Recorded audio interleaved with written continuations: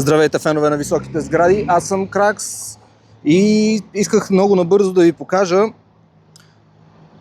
напредъка по строителството на Avalon Tower, не много високата сграда в широкия център на София, на булевард Димитър Петков и на Тодор Александров. Знаете, от доста години тази сграда се строи, но вече добива все по-завършен вид.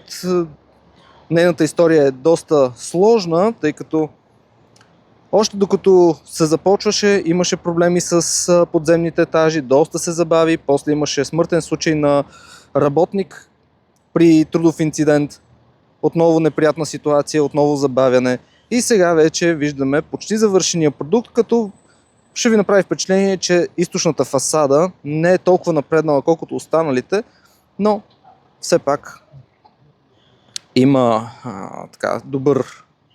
добър вид, не са се отказали да я строят, което е много важен момент, поне за мен. Като, както вече споменах на няколко пъти, сградата имаше проблеми.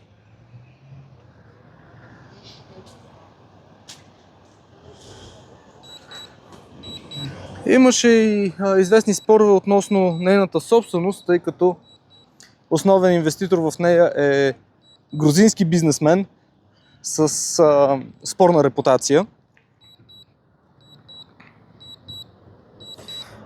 И това допълнително създаваше проблеми за сградата през годините.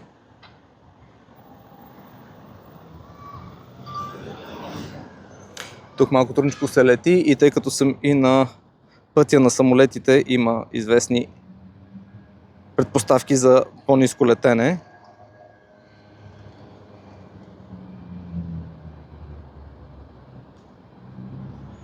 Заради многото сгради и многото мрежи се получават неприятни ситуации.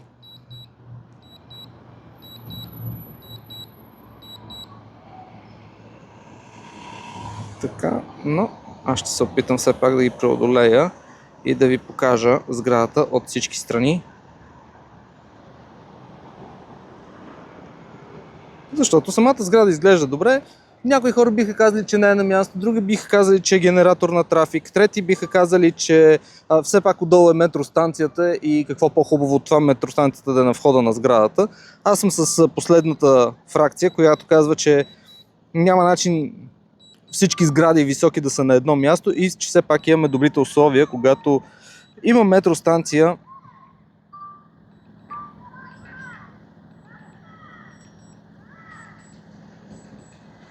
сградата да бъде на подходящо място. По някаква причина не успявам да изляза от сянката, което е адски дразнещо. Ето така. Оп, извинявайте. Така, малко по-отдалече да я снимаме с панорамна гледка към днешната малко мъглива София, но все пак в празничния ден историята помни и доста по-лошо време от сорта на сняг до колене, когато преди 148 години се е подписал Сан-Стефанския договор. Сега тук ще се възползвам от близостта и от гледната точка, за да се опитам да ви покажа и още един интересен обект. В далечината се вижда новото еврейско училище, което също доста активно се строи. И то малко тръгничко тръгна последните години, но виждаме, че най-накрая успяха да започнат активните строителни дейности за него.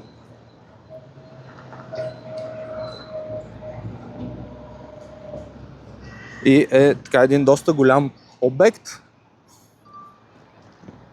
Особено в светлината на събитията от последните дни, училището със сигурност ще бъде обект с доста засилена охрана, но мога да ви покажа поне изначално как изглеждат строителните дейности по него.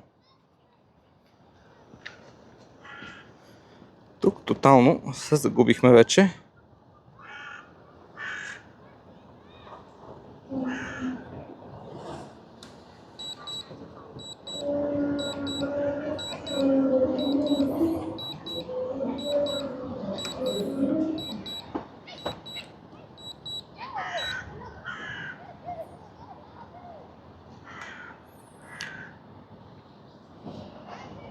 Така, един поглед и към булевард Тодор Александров, който трябваше да бъде авеню в София с високи сгради в момента. Това, което мога да ви кажа е, че освен Avalon Tower и ето тук, където е жълти екран, ще се появи още една висока, сравнително висока сграда от 75 метра. Тя ще се казва Central Tower, където инвеститор е и същата фирма, която прави Smart Tower и Twin Tower, които са в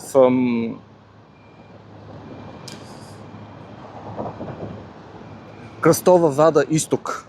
Чакайте, че за момент забравих къде са точно. Вадите ми дойдоха, просто ми забравих къде са точно. Но ето така е поглед към училището,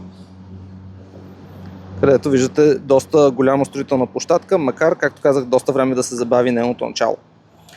Така, надявам се с този кратък обзор тук да ви е било интересно. Ако е така, не забравяйте да натиснете камънката и да оставите вашите коментари за високите сгради и да се надяваме, че това няма да е последното високо строителство в София.